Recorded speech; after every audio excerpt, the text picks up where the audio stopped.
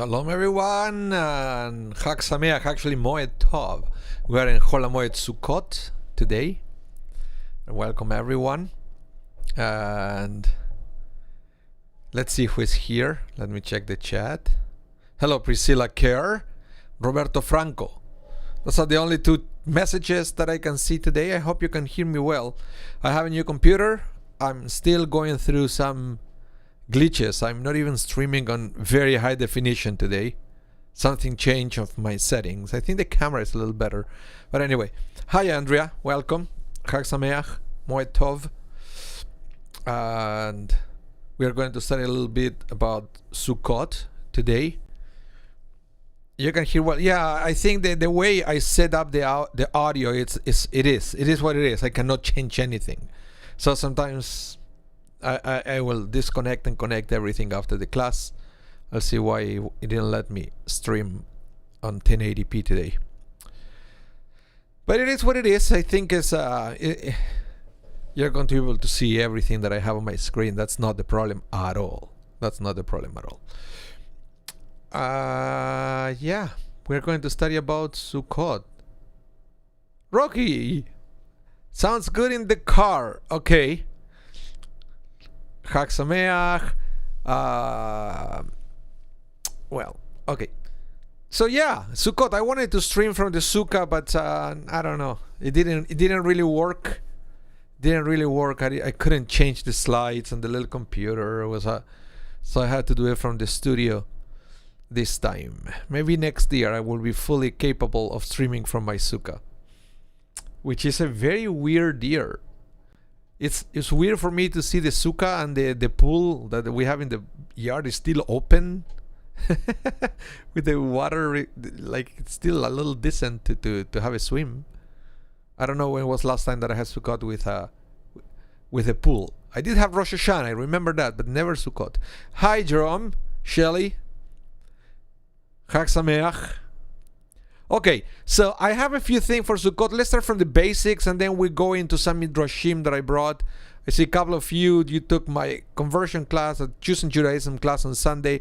It starts the same, but then it goes to different place. So stay tuned. I brought more midrashim for this class. We go more in depth into a couple of topics that I just opened the door for the Choosing Judaism class. So you'll see the surprise that I have. Okay, so let's start from the basics.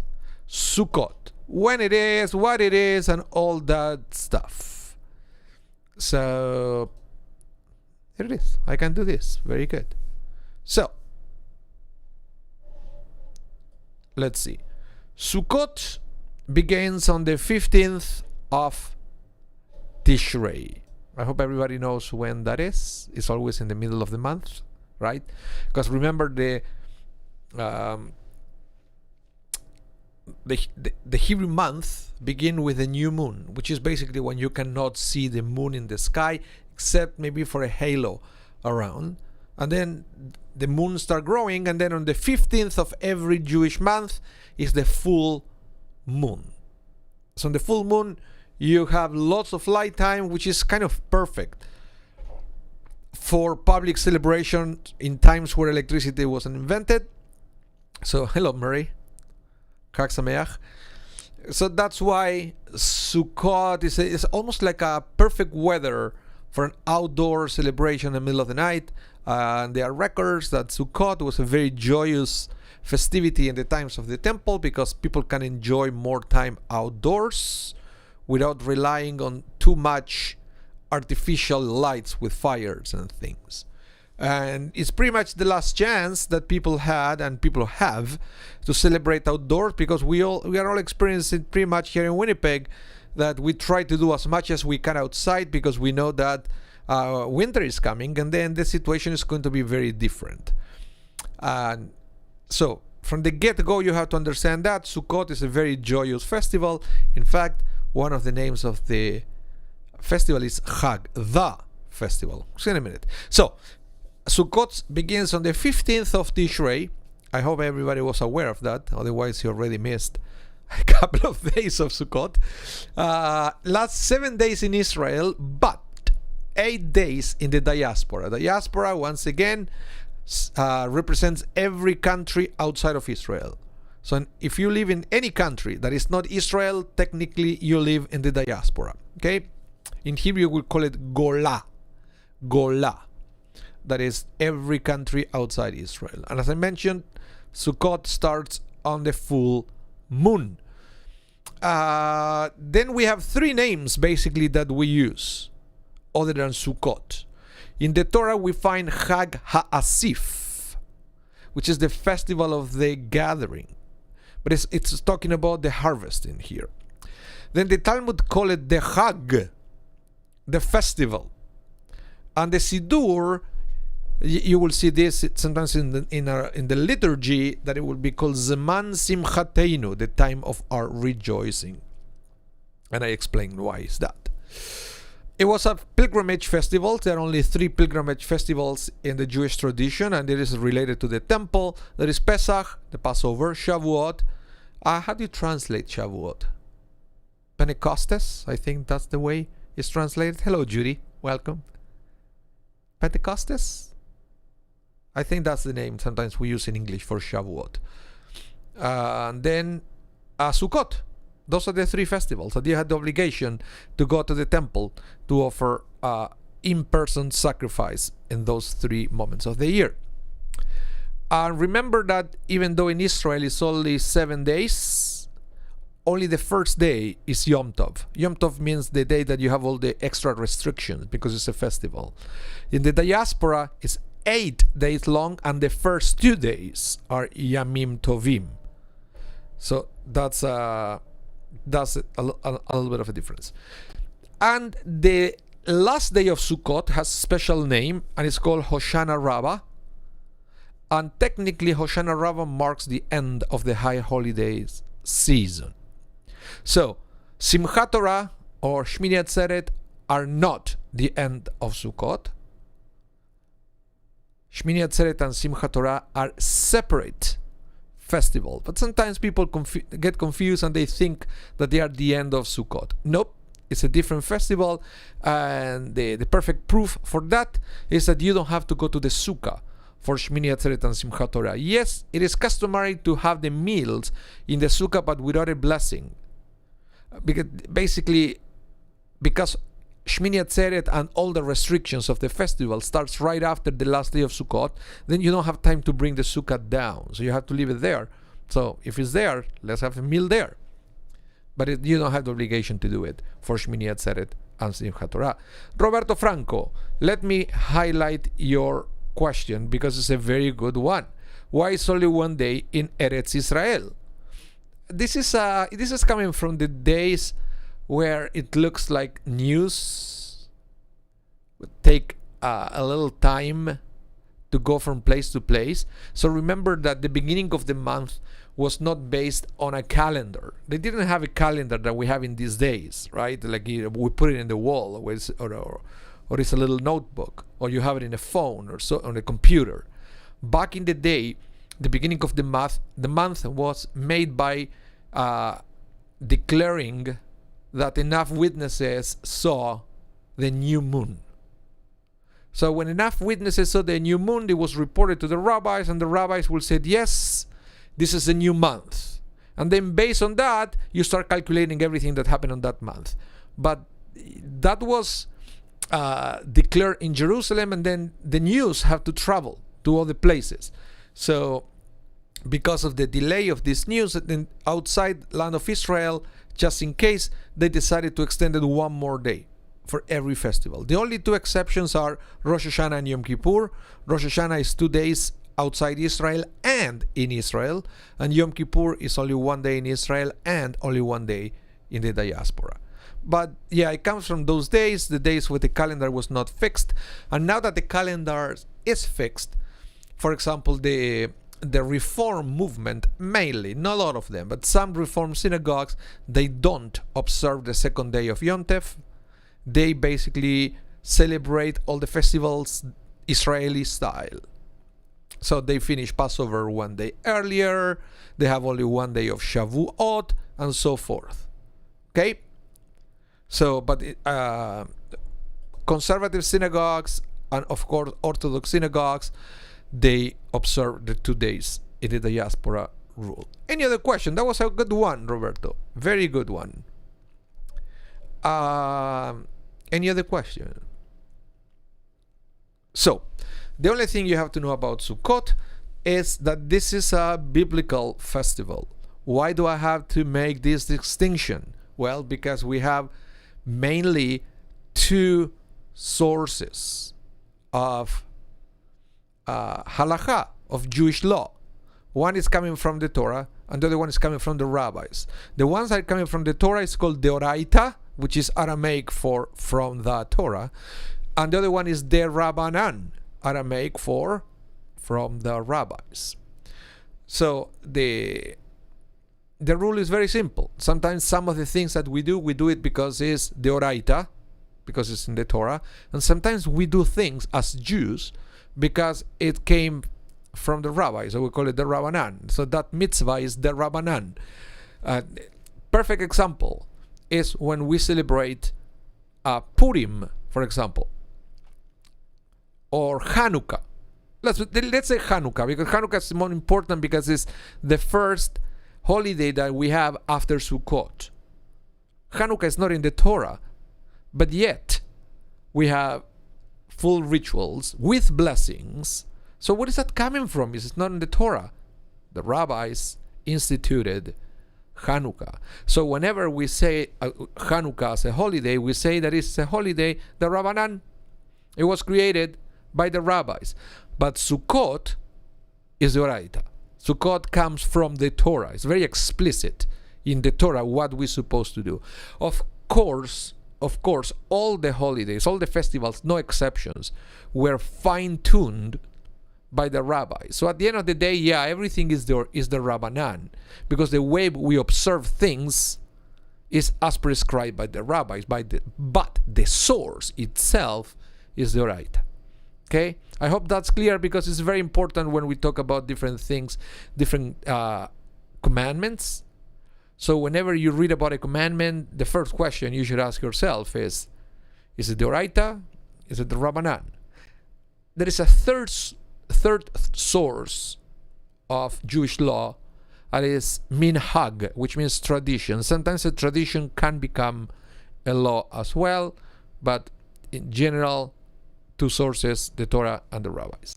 Okay, so because I mentioned is the Oraita, the first thing you're going to notice is that you have to find at least a verse in the Torah that is telling you what to do. Easy peasy in the case of Sukkot. For example, in the book of Leviticus, that it says, on the 15th of the 7th month, Tishrei. Notice how in the Torah, the month will have different names. In these days, we call the month of Sukkot Tishrei. But in the Torah, it's called the 7th month. Why is that? Well, because the month, according to the Torah, begin with the month of Passover. The month of Passover, in this day we call it Nisan, but back then it's called the first month. And then you continue with second month, third month, and so forth. That is from that is the calendar from the Torah. But the rabbis started to use the calendar that relates to, according to them, the creation of the world. You see, so the calendar in the Torah starts counting time with the Exodus. The rabbinic calendar is a parallel calendar that began with the creation of the world. The names for that parallel calendar were assigned in Babylonia. So that's why we have these weird names: Tishrei, Cheshvan, Kislev, Tevet. They were all names that they were assigned in Babylonia. But again, they point out and they make reference to the creation of the world. So basically the rabbis call it the beginning of the year, because it's when the year changes number. And that is in practical terms, that the one we use. But in the Torah there is this other one that, so the beginning of the month are the same, but it's just the names are different and they refer to two different things. So remember, the 7th biblical month corresponds of the Tishrei month for the rabbis. So according to the Torah, on the 15th of the 7th month, when you harvest the land's grain, you shall celebrate a festival to God for 7 days. The first day should be a day of rest, and the 8th day should be a day of rest. You are to live in Sukkot for 7 days. Every citizen of Israel is to live in a sukkah, so that generation after generation of you will know that I made the people of Israel live in Sukkot when I brought them out of the land of Egypt. I am Adonai, your God. Okay, so the main thing here, and then we are going to dive deep into that word, is the word sukkah. That is even bold there. I mark it in the text because it's and I decided, as you can see there, I decided not to translate it. I could have used what most Bibles will use, which is booth, B-O-O-T-H. So most Bibles, if you read it, it will say, I made the people of Israel live in booths when I brought them out of the land of Egypt. But I decided to leave Sukkot because Sukkot doesn't really mean booth. Sukkot means shelters. So the word sukkah means shelter. And it's used in different ways in different parts of the Bible. Even in the liturgy, we use the word sukkah as shelter, not necessarily as a booth or a hut. So what does it mean when the Torah said, I made the people of Israel live in shelters when I brought them out of the land of Egypt? What kind of shelter are we talking about here? Are we talking about a physical shelter, or are we talking about a spiritual shelter, a miraculous shelter? It's not clear. It's not clear because the Torah uses the word shelter. If the Torah would like to use a more specific word, there are more specific words for different kind of shelters. But this is the fascinating thing of the Torah. It's like an open question. And it picks the imagination to try to read God's mind and what God's intention was. The funny thing here is that because it's the paragraph that God made the people of Israel live in shelters is combined with the paragraphs talking about the harvest. And yes, and there is even archaeological evidence that the farmers during the time of the harvest will live in shelters, but they were physical booths. So if you take this paragraph from the point of view of the farmer at the time of the harvest, yes, it's pretty much what we build in our backyards, physical sukkah. But the second paragraph seems to be talking about a different kind of sukkah. And that's what I want to talk to you more in a minute. Before that, let me bring you another source of Sukkot. The one that make a specific reference to a booth. In Deuteronomy, you are to keep the festival of Sukkot for 7 days after you have gathered the produce of your threshing floor and wine press. Rejoice at your festival. You, your sons and your daughters, your male and your female slaves, the Levites and the foreigners, orphans and widows living among you. 7 days you are to keep the festival for Adonai your God in the place Adonai your God will choose, because Adonai your God will bless you in all your crops and all your work, so you are to be full of joys. In this case, in Deuteronomy, it seems easier to say that we are talking about booths. Okay? Physical booth. Why? Because it's totally connected with a harvest. In fact, there is not even mention to the Exodus. So what's going on here?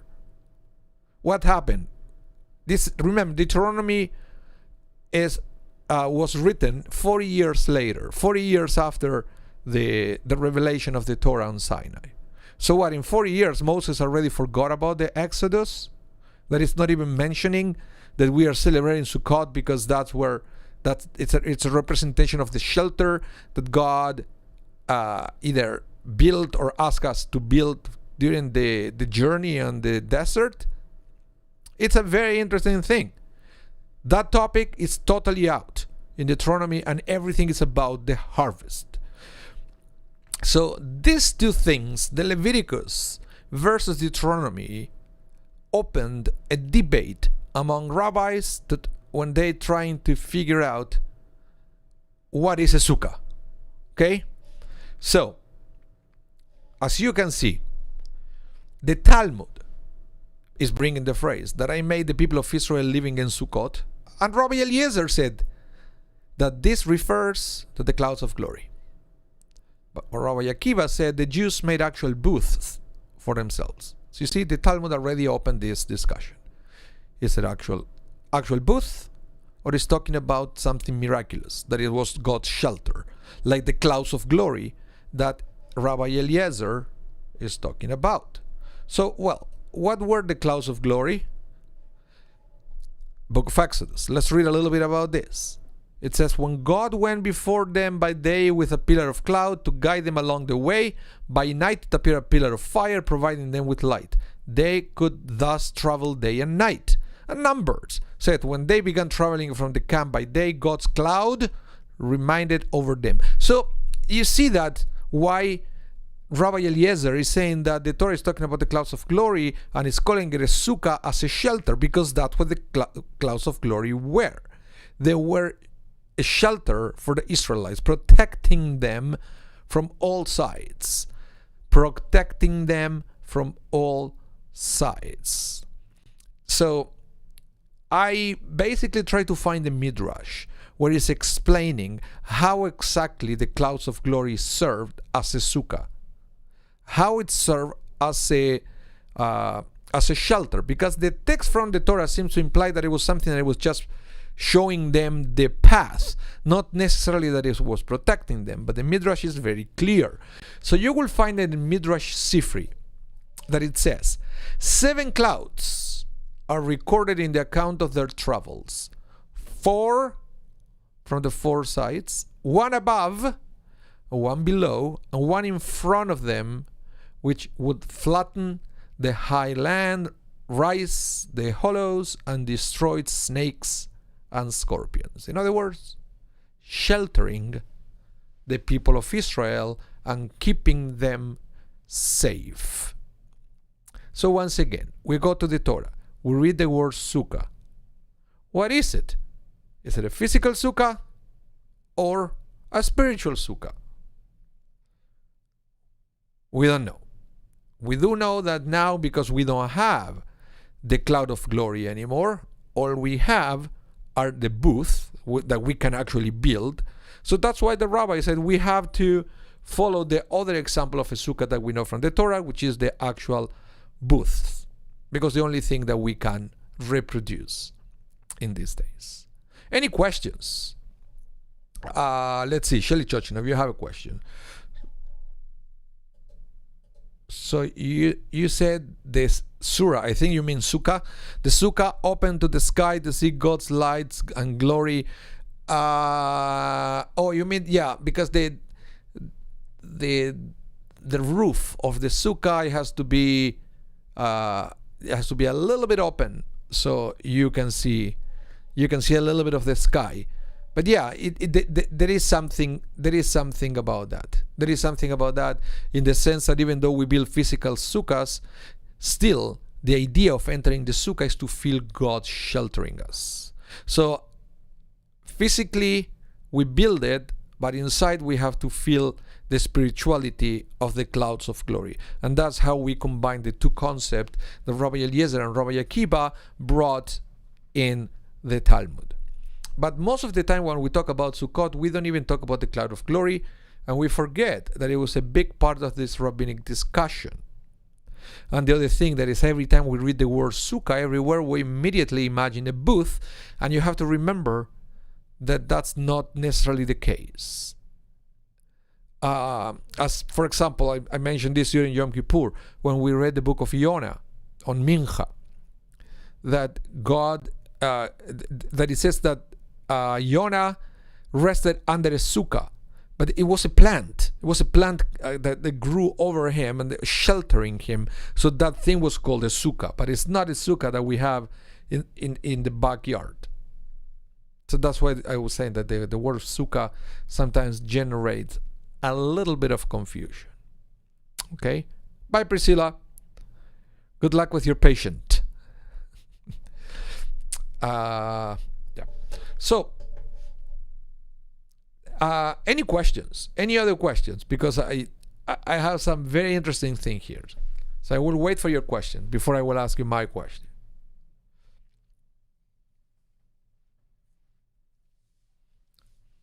Okay. My question is as follows. Sukkot, basically, the shelters that God sent to the people of Israel lasted for 40 years. Wasn't something seasonal. It will be with the Jewish people at all times. And doesn't matter if we are talking about the cloud of glory or real booths. So why are we celebrating Sukkot on the 15th of Tishrei? What's so special about that time that we celebrate Sukkot on the 15th of Tishrei? Like, for example, when we celebrate Passover, well, it's easy. We say, why do you celebrate Passover at the beginning of Nisan? Well, because that's when we left Egypt. So it's the anniversary of the Exodus. So that's why we celebrate Passover at that time. Why do you celebrate Shavuot at that time? Well, because it's the anniversary of the giving of the Torah. So that's why we celebrate Shavuot when we celebrate Shavuot. But why do you celebrate Sukkot when you celebrate Sukkot? What's so special about that time? What's so special about that time? Because technically, if the Sukkot were with us for 40 years, it could be celebrated at any time. It's been combined with Rosh Hashanah or with Pesach. I don't know. What do you think? Anyone in the group would like to try to answer that question? That's an interesting one.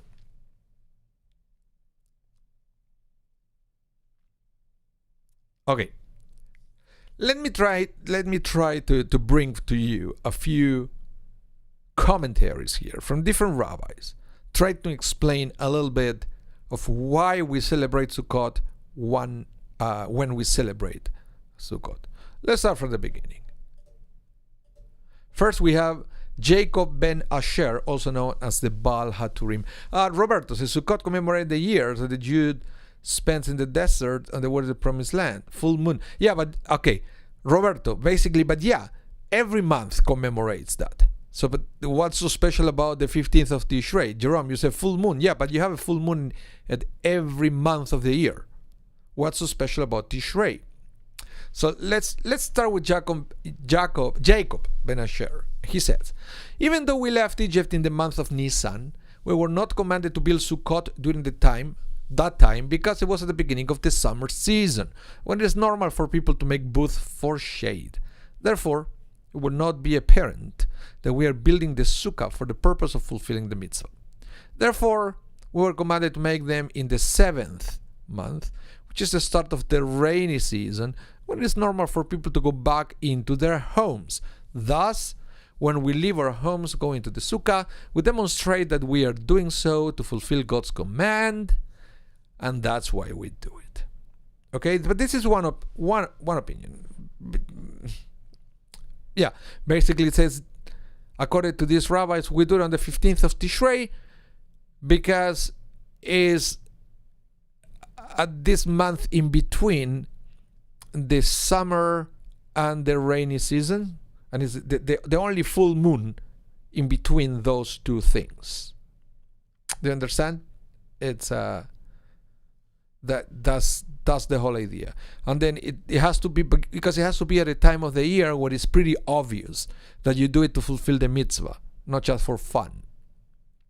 So if you do it before around this time in September, then it's not clear. Did you do it to fulfill the mitzvah, to remember the Sukkot,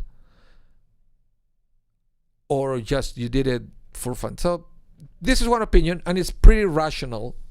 So basically here, Yaakov ben Asher, he took a more rationalistic approach as to why we do it when we do it. Let me know in the comments what you think about this explanation of the Baal HaTurim. It sounds pretty logical. Now, there are other explanations that they are more mystical in nature. Like, for example, let me share with you this one here. Okay, Roberto, you said because it's a harvest holiday and it's beginning of the season of prayer for rain. Yeah, this is the other thing. Because if you take into consideration, forget about the journey in the desert. If you take just the harvest season, then this will be the last chance for the farmers to live into those temporary shelters that they use for the harvest, and then they will tear it down and go home with their families until they have to start the next season. So that will be the other reason why we'll do it. So it will mark the end of the farming season. That seems to be another reason why we do it when we do it. It's yeah. Shelley, you said plug-in or filling the calendar. Yeah. Yes. Okay. So listen to this one. The Vilna Gaon says Sukkot is a remembrance of the Jewish people being encompassed by the clouds of glory that were themselves dependent upon the building of the Mishkan tabernacle. So here again, the Baal HaTurim was talking about Sukkot as real booths. Now the Vilna Gaon is going to talk about Sukkot as the cloud of glory. Remember the controversy between the two rabbis in the Talmud. So here again we have two different approaches. Okay? So let's continue with the Vilna Gaon. He says, this fact explains why we commemorate Sukkot in Tishrei rather than in Nisan when the clouds of glory first appeared. Yeah, don't you think that it would be more logical to celebrate the moment with the cloud of glory first appeared? That would be something that we will celebrate with more awe, because you always try to imagine the people who witness that miracle. It's not the same, waking up, 7 years into the journey and see the cloud of glory. Yeah, they're always there. Versus the first time, so what is this? I've never seen such thing in Egypt. Let's celebrate this. But nope. It says, so this will explain why we commemorate Sukkot in Tishrei rather than Nisan. So really, however, it seems that when the Jews made the golden calf in Tammuz, the clouds of glory disappeared, only to return when the Jews began to build the Mishkan. So pay attention. Let's try to follow the timeline of the Torah here, okay? So, according to the rabbis, the sin of the golden calf happened on Tammuz.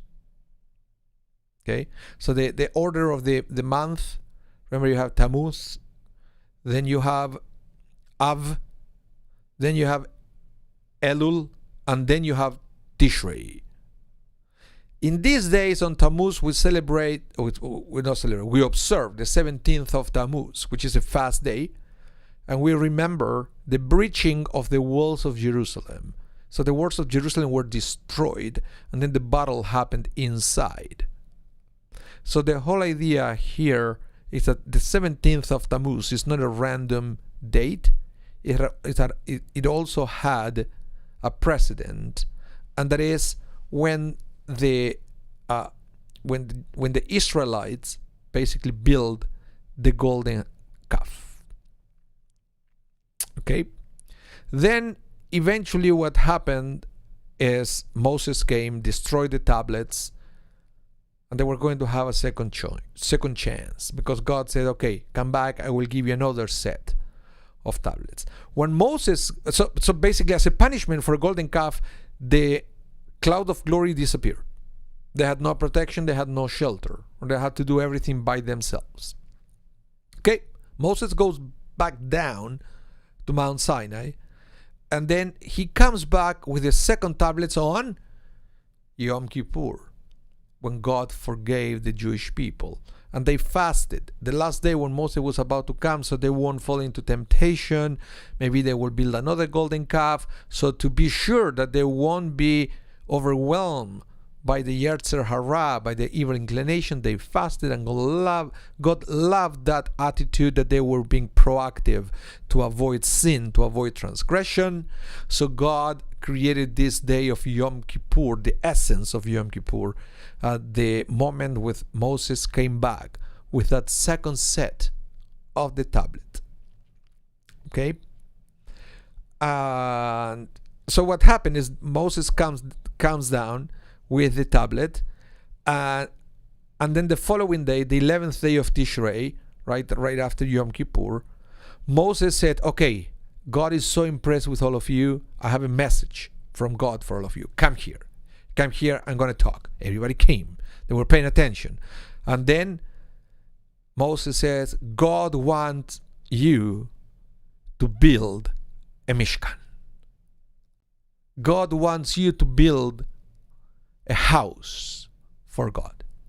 The temple. Well, back then it wasn't a temple, right? It was because it was portable. But you understand the concept. It's when sacrifices will be made, all the services will happen there. So according to the rabbinic tradition, that happens the day after Yom Kippur. Okay? So then, as the Torah writes, the next 2 days, the 12th and the 13th of Tishrei, the Jews contributed materials and precious metal to build the Mishkan. So they started to bring the materials to build it.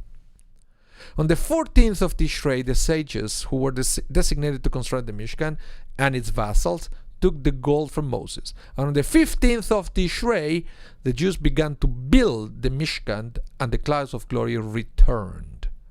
This is why we celebrate Sukkot on the 15th of Tishrei. So in other words, again, the 15th of Tishrei seems to have a connection with the beginning of the building of the Mishkan at the desert. So remember, the clouds of glory disappeared.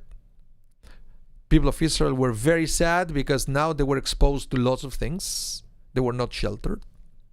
15th of Tishrei, because they started to build a Mishkan, now the clouds of glory returned. So what we are celebrating on Sukkot is the return of the clouds of glory. Hi Charlotte, welcome. Shalom. So now the question will be, why didn't God set the clouds of glory back on the day of Yom Kippur, the day that Moses came back with the second set of tablets? Why waiting another 5 days to do that? And I understand that they hadn't begun to build a Mishkan, but God said, "Salachti kidvarecha." I forgave you the way you asked me, so everything is fine now. I will give you back the clouds of glory because everything is good. Maybe it isn't. Maybe it isn't. So, the way I see it is, you have to imagine that God and the people of Israel and the golden calf, it was like a marriage. The people of Israel were married to God. But you see what happened is they cheated on God.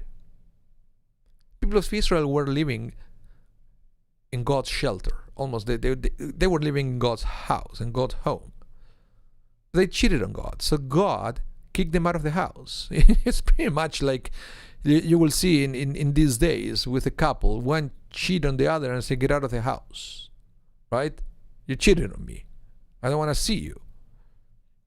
So one of the two leave the house. So this is what happened. God said to people of Israel, you cheated on me. Get out of my house. Cloud of glory disappeared. Then the people of Israel felt terrible for what happened. So they asked for forgiveness. Please forgive me. I didn't know what I was doing. I promise you, I love you. I won't do that to you anymore. And God said, Okay, I forgive you. But it's like, remember, try to imagine a real couple. One made a mistake, cheated, comes back and said, forgive me. And the other one says, okay, I forgive you. Great. Can I go back home? No, not yet. Whoa, hold on a minute. Now we have to start working on our relationship. And then maybe I will let you into the house. So at least do something to prove me that you changed. Prove me that you're a different person. So what happened here is the people of Israel were very happy that God forgave them. They understood, not yet. We need to do something to prove our commitment to God once again, and they start building the Mishkan. The same gold and the same things that they were used to cheat with the golden calf now is being used to build a Mishkan for God. And then what God saw, some action, is that God forgave the Jewish people. Okay? So basically it's not just about to say sometimes I love you. Sometimes it's to do love. You have to do something. Words, I once heard, words can't say what love can do. Some action. Any comments? I think that I see the chat is very quiet. Very quiet. So I would like to see if you have any comments about this.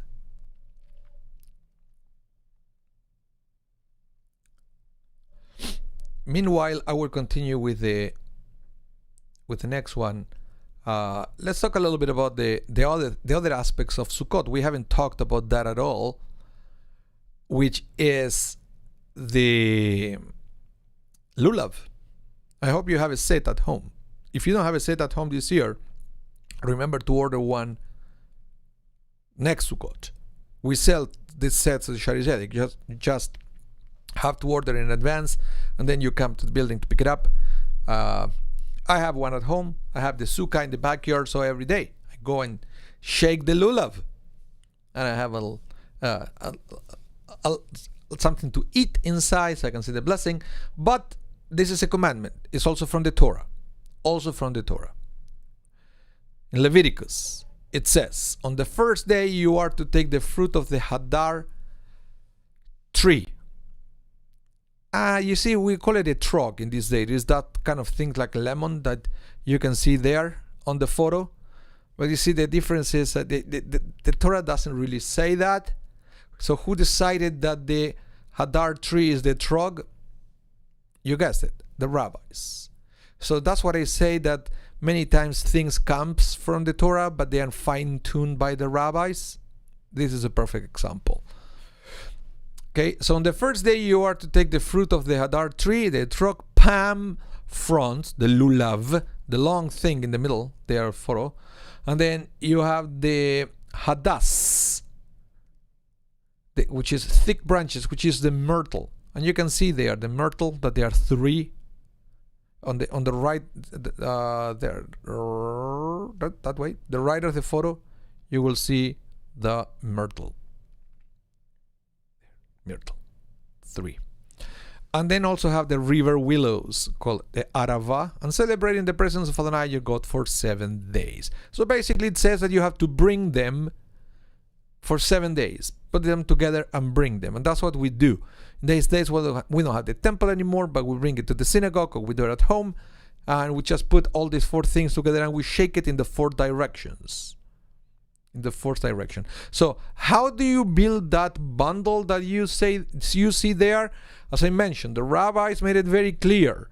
It has to be like this. Rabbi Ishmael taught one must have 3 myrtle branches, 2 willow branches, 1 lulav, and 1 etrog.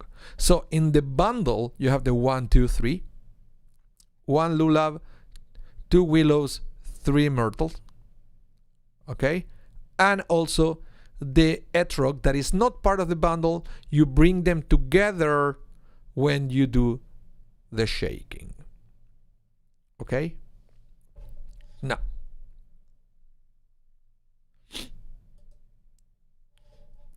this is a very famous midrash about the 4 species that I want to either introduce to you if you never heard it, or to have it as a refresher. So the etrog, the fruit of a beautiful tree, that's what Adar tree means. Remember when we do, I talk about this many times, when we fulfill a mitzvah, we always beautify the mitzvah and we call it Hidur mitzvah, Hidur, Hadar. It's all coming from the same root. Okay, so basically, that's why sometimes for me it's amazing that the Torah says you need the fruit from a beautiful tree, and then the rabbi said, that's the etrog. Okay, if you say so, it's the etrog. But all what the Torah says, fruit of a beautiful tree. So the etrog symbolizes the Jewish people, just as the etrog has taste as well as fragrance. So Israel have among them men or people who possess Torah and good deeds. So in other words, here, taste means Torah, fragrance means good deeds. So because the fruit has 2 out of 2, it represents those Jews who have them all. They are scholars, they like to study, and they actually study, but they are also doing good deeds. So that's great. That's the goal. Well, we all wish to be like that, right? But sometimes we fell short, and what happened is we become some of the other symbols. How so? Well, palm branches also symbolize the Jewish people, since just as the palm tree has taste, because you have the fruits, right? Dates, but not fragrance. So Israel have among them those who possess Torah, but not good deeds. That's what happened. People study. Good. Torah, a lot, but you have to work on your behavior. Could happen. So I say, well, you're represented by the lulav, the one in the middle. The hadassim, the myrtle, likewise symbolize the Jewish people, since just as the myrtle has fragrance but not taste, it's inedible. You can't chew on that. And doesn't give any fruits, actually. So Israel have among them those who possess good deeds, but not Torah. We know many people like that they are good people, but they know nothing about Judaism or nothing about Torah. And then you have the willow of the brook, also symbolize the Jewish people, since just as the willow has neither taste nor fragrance, so Israel have among them people who possess neither Torah nor good deeds. And we also know people like that. But this is an interesting thing, and this is something that happens in Sukkot. What then does the Holy One, blessed be He, do with them? To destroy them is impossible. But, said the Holy One, blessed be He, let them all be tied together in one band, and they will atone one for another. So, you have to remember, and this is something that I mentioned before Rosh Hashanah, that one of the things is when we are united for the high holiday season, then as a reward for that unity, God is not looking at the individual, but God is putting all together, and all our collective merits and our collective mistakes are going to be evaluated together. We believe that when we have a congregation, always the good overpowers the bad. And that's the power of unity. Because even if the fact that we are together adds so many points to the mitzvah account, that it will more likely give us, as a collective body, a favorable verdict. So remember that Sukkot symbolizes the end of the high holiday season, and it's a one last call to be united before the high holiday season formally ends. That's why this midrash came to exist, as a reminder that we have to be together. Doesn't matter if you're a scholar or you are a righteous person. It should be a way for all of us to be together, and then we atone for each other, because there is no such a thing of somebody who never does anything good or somebody who never does anything bad. So we all atone for each other. We rely on some other people's merits, and other people will rely on our merits. In a practical level, that means that we are all helping each other, which is also important as well, to help each other. And I will give you one more text, because I can see the time. We are running out of time. I want to close with this idea from Rabbi Chaim Friedlander, and he said, after the days of judgment, or after the high holiday season, God gave us the mitzvah of Sukkah to teach us that we should have no aspiration of or involvement other than fulfilling God's will with all our hearts. How is this accomplished? The mitzvah of Sukkah is to dwell in the Sukkah as one would live in one's home. All of one's activities, such as eating, drinking, sleeping, etc., turn into mitzvot. The Sukkah teaches and reinforces the idea that this world is only a temporary dwelling place. When we gain that understanding and realize that this world only serves as a place in which we can serve God, we can then fulfill your will with a complete heart. So this is something very interesting. You have to remember, number one, that there are, I believe, only three mitzvot that you can fulfill with all your body. 3 mitzvot. Number one, living in the land of Israel. Because even if you are not doing anything Jewish, because you are living in the land of Israel, you are already fulfilling a mitzvah, and you do it with all your body. Second mitzvah you fulfill with all your body is the mikvah, when you are surrounded by the water in the mikvah, completely surrounded by the mitzvah. And the other one is Sukkot. When you enter to the sukkah, you are surrounded by the mitzvah. But the other thing that is interesting is everything that enters to the sukkah now becomes part of the mitzvah. So even if all you do is to have a coffee in the sukkah, that little coffee that otherwise wouldn't mean anything now becomes, the act of drinking coffee becomes a mitzvah. What a wonderful thing to believe that we can elevate to the status of mitzvah virtually everything we do.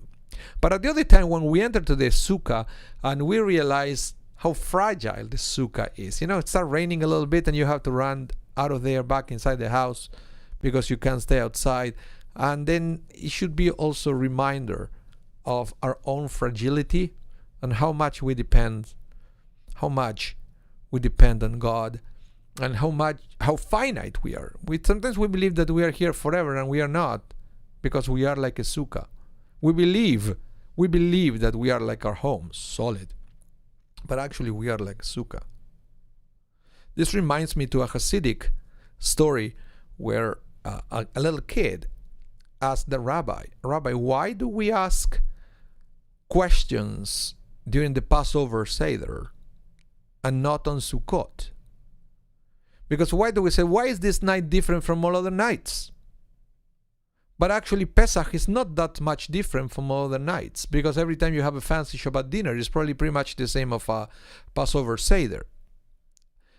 But the kid would say, wouldn't it be more logical to have the 4 questions in Sukkot? Because in Sukkot, everything is different. You can say in every night we eat in fancy tables, and now we eat in this picnic table outside, fighting the wasps. That could be one of the questions, at least if you live in Winnipeg. And the Rabbi says, because actually on Pesach we had questions, because that's not our life. We pretend that our life is a fancy dinner, but in reality, our lives is like a sukkah. So there are no questions to ask, because this is who we actually are. We are like the sukkah. And then we realize that even though we are in this booth, then we remember the clouds of glory and how much we depend on God's shelter for everything we do.